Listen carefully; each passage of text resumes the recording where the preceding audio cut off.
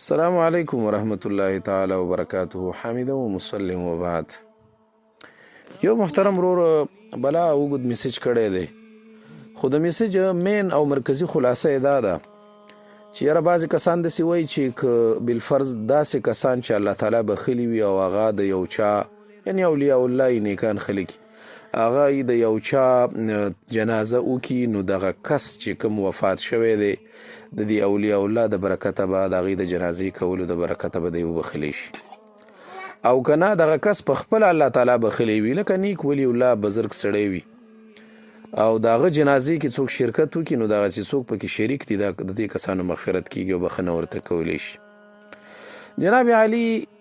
دا مسلې دواړه صحیح دي، خو معمولي غوندې زیادت لږ پکې دی، دا زیادت به تې کټ کو صحیح دی. تاسو پکې دا الفاظ کړي دي چې یاره الله بخلی وي یعنی ولی الله وي نیک کس وي، دا تې نه کټ کا. د مؤمن ځان ته لویه درجه ده، مؤمن ته الله تبارک وتعالی بلا عزت ورکړی، ډېر لوی کرامت یې کوي، د ایمان ډېر لوی عزت دی د الله تبارک وتعالی په دربار کې صحیح دی. چې 100 کسان د چا دغه وکړي جنازه، په دې کې صحیح مسلم کې روایت دی، او دغه 100 واړه کسان په دې جنازه کې د دې مړي دپاره مغفرت د الله تعالی نه وغواړي او سفارش وکړي او شفاعت ورته وغواړي، الله تبارک وتعالی د دا مړی بخي. ابو داود کې 40 کسان هم راغلي چې 40 کسان ورباندې د مطلب دا د منځ وکړي او شفاعت عربی کې ورته راغلی، پښتو کې ورته سفارش وایي،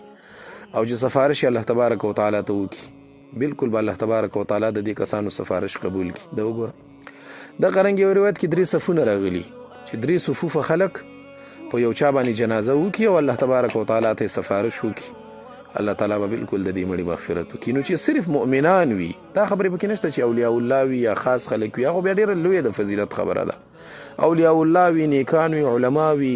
مجتهدین وي، صوفیان وي، هغه مجاهدین وي، هغه بیا بېله خبره ده، هغې کې خو هغه لکه اضافي فواید دي صحیح دی.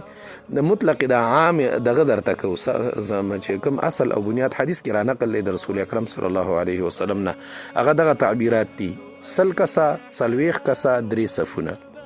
دا د رسول اکرم صلی الله علیه وسلم نه په صحیح روایتو سره ثابت دي. دا به زه حواله درکم. دویمه خبره چې تا ویل چې د مړی الله بخلی وي، نه دې کې هم د مړي د بخلو مخلو خبره نشته. که مړی ګناهګار هم وي خو یو سړی خالص د الله تبارک وتعالی دپاره جنازې ته تللی وي او بدله یې د الله نه وغواړي، حدیث کې راځي الله به ورته دا بدله ورکړي چې د دې جنازې د برکته به دی وبخي. بل روایت کې راځي چې که دغه مړی الله تبارک وتعالی ته ووایي چې یا الله دی زما جنازې ته راغلی و او دته زما د طرفه بدله ورکه، الله تبارک وتعالی به دته هغه بدله د بخښنې بدله به ورته وکړي. نو دا دواړه قسمه روایتونه شته، لیکن دې کې دا خبره نشته چې الله بخلی وي او ولی الله وي یا نه وي یا نه وي، بس عام مؤمن چې وي، ایمان راوړی وي، مسلمان وي، پاتې شو د اولیاء الله کېدل او د الله بخل کېدل دا بیا اضافي د فضیلت خبره ده، د هغې انکار نه کوو، لیکن صریحي روایاتو کې هغه نشته صحیح دی، هغه به د فضیلت ځان ته خبرې. صحیح مسلم اول جلد باب اول جلد او 254 نمبر صفحه ده، باب من صلى عليه 100 کسان چې ورباندې منځ وکړي، من صلى عليه 100 شفعوا فيه یا شفعوا فيه، کنه د دوی سفارش به پکې قبول شي. نو په دې کې د حضرت عائشہ رضی الله عنها روایت دی، نبی علیه الصلاه والسلام فرمایي ما من میت تصلي عليه امه من المسلمین یبلغون 100، چې وډله او جماعت د مسلمانانو وي او 100 کسو ته ورسیږي، كلهم يشفعون له، او ټول دغه کس په باره کې د الله تبارک وتعالی ته سفارش وکړي، الا شفعوا فيه، الله تبارک وتعالی به د دوی سفارش قبول کړي. ابو داود کې باقاعده طور سره اول جلد ابو داود دی صحیح دی، کتاب الصلات دی، کتاب الجنایز دی، بخښنه غواړم، کتاب الجنایز دی او 319 نمبر صفحه ده، باب فضل الصلاة على الجنائز وتشييعها. هغې کې راځي د عبدالله بن عباس رضی الله عنهما روایت د امام مسلم يموت فيقوم على جنازته 40 رجلا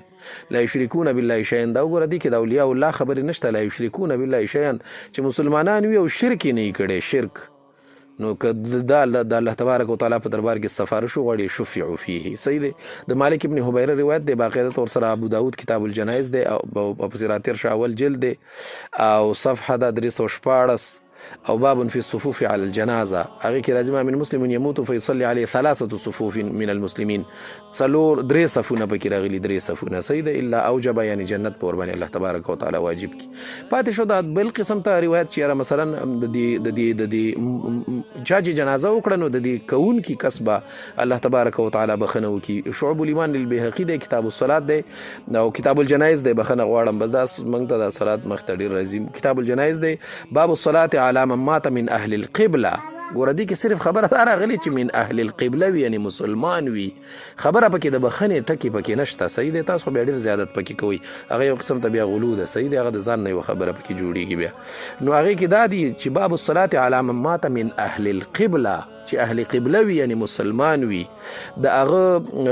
که د الله د رضا دپاره یو سړی تلی یو بلې څه مقصد نه وي غرض نه وي ځان خلکو ته نه ښیي یا د مړي ورثاو ته مطلب دا دی چې په هغوی باندې اثباتنه او احسان نه کوي یا مطلب خلکو ته د دې دپاره پکې شرکت نه کوي چې خلک وایي چې ولا زه دی خو ډېر جنازو کې شي بلکې صرف خالص د الله دپاره ورغلی وي نو الله تبارک وتعالی به بالکل د دې کس بخنه وکړي په دې کې باقاعده طور سره ابو هريره او د عبد الله بن عباس رضی الله عنهما دواړو روایت صحیح روایتونه پکې شته دی عن ابي هريره رضی الله عنه قال قال رسول الله صلی الله عليه وسلم ان اول کرامه المؤمن على الله الله تبارک وتعالى به چې اول عزت د مؤمن کوي هغه به دا کوي چې کوم سړی د چا جنازې ته تللی وي د هغې په بدله کې به یغفر دته به بخنه وکړي صحیح دی د قرنګ عبد الله بن عباس رضی الله عنهما روایت ده ان اول ما يجازي به العبد المؤمن يوم القيامه اذا مات ان يغفر لجميع من يتصدى تبع يتبع كان يتبع جنازته تبع يتبع دا سمع يسمع دا باب نه دی دا وګوره نو خلاصه د خبرې دا ده چې دا د مؤمن یو تحفه ده الله تبارک وتعالی عدت ورکوي هغه دا ده چې که د ده باندې 100 کسه 40 کسه یا 3 صفونه او هغه ټول ورته سفارش او شفاعت وغواړي نو الله به دی پې وبخي او که چېرته د الله د رضا دپاره ورشي بلې مقصد پکې نه او غرض یې پکې نه وي او د یو مؤمن جنازه د دې دپاره وږي چې دا مؤمن وبخلی شي الله به د هغې په بدل کې دی وبخي نو دا دواړه روایتونه مختلف دي لیکن مطلب دا دی دا د عام مسلمان په باره کې دي السلام علیکم ورحمت